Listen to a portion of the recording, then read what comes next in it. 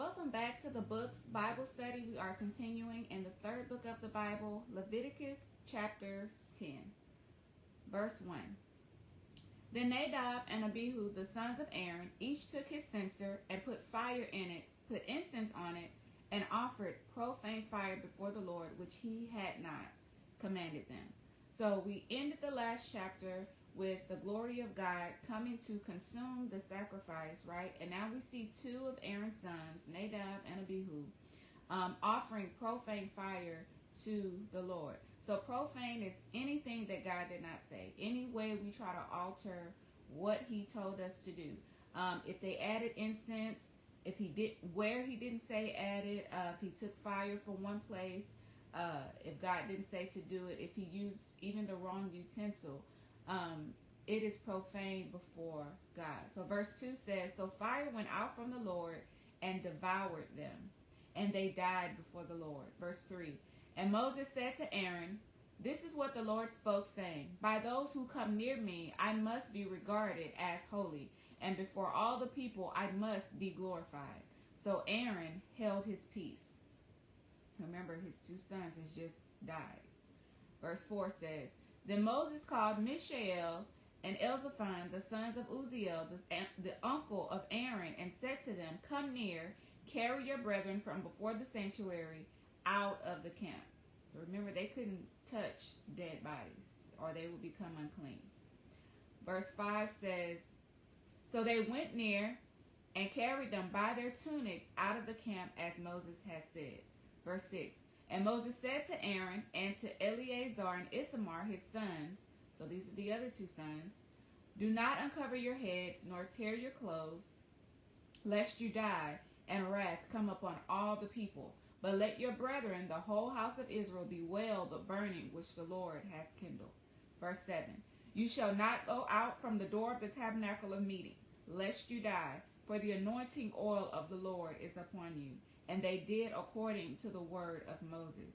So even though they were priests and they were actively in the function of doing these things, and the two brothers died, they still could not break that, right? Verse 8 says, then the Lord spoke to Aaron, saying, verse 9, do not drink wine or intoxicating drink, you nor your sons with you, when you go into the tabernacle of meeting, lest you die. It shall be a statute forever throughout your generations. Verse 10, that you may distinguish between holy and unholy, and between clean and unclean. Verse 11, and that you may teach the children of Israel all the statutes which the Lord has spoken to them by the hand of Moses. So this was their duty. As a priest, you had to be holy. There had to be a difference between what was holy and what was not holy, right? Verse 12, and Moses spoke to Aaron and to Eleazar and Ithamar, his sons who were left. Take the grain offering that remains of the offerings made by fire to the Lord, and eat it without leaven beside the altar, for it is most holy.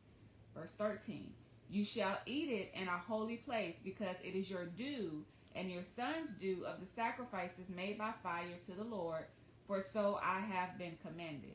Verse 14, the breast of the wave offering and the thigh of the heave offering, you shall eat it in a clean place, you, your sons, and your daughters with you, that they are your due and your sons' due, which are given from the sacrifices of peace offerings of the children of Israel. Verse 15, the thigh of the heave offering and the breast of the wave offering they shall bring with the offerings of fat made by fire to offer as a wave offering before the Lord. And it shall be yours and your sons with you by a statute forever, as the Lord has commanded. Verse 16, then Moses made careful inquiry about the goat of the sin offering, and there it was, burnt up. So do y'all remember what was supposed to happen with the sin offering? The sin offering, they were supposed to eat a portion of that. The priests were supposed to eat a portion of that in the holy place, right? So it says Moses made a careful inquiry about the goat of the sin offering, because you remember what just happened. The two sons just offered profane fire. They had to, the other, their uncle had to carry them out, and they still had to perform the ceremony, right? But he looks at the goat, and it's completely burnt up. And it says, and he was angry with Eleazar and Ithamar, the sons of Aaron, who were left, saying, verse 17, why have you not eaten the sin offering in a holy place, since it is most holy? And God has given it to you to bear the guilt of the congregation, to make atonement for them before the Lord. Verse 18, see, its blood was not brought inside the holy place. Indeed, you should have eaten it in a holy place, as I commanded. So notice that he came at the sons and not Aaron, right? I mean, he could imagine Aaron is probably overwhelmed at this point. Verse 19 says, and Aaron said to Moses, look, this day they have offered their sin offering and their burnt offering before the Lord, and such things have befallen me. If I had eaten the sin offering today, would it have been accepted in the sight of the Lord? Verse 20, so when Moses heard that, he was content.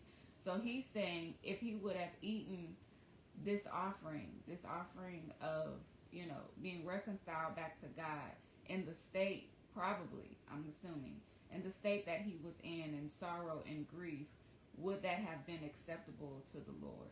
And so Moses was content with that. And I believe they made it a law after that if someone had died that was close to the priest, that they would not eat the offering as it was stated. So you can understand that. So God told them not to mourn. They could not mourn the two who had offered the profane fire before the Lord.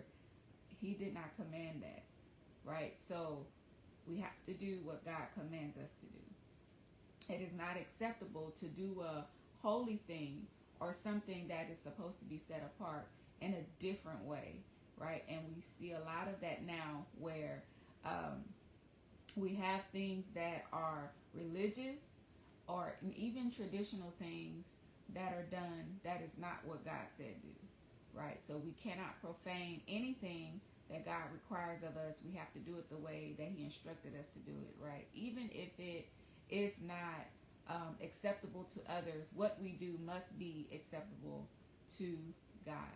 That is who we are pleasing, right? That's the first person who should be pleased with what we offer, right? And that's the first person whose obedience we should fulfill, right? So God bless you all, and please come back for Leviticus chapter 11. God bless.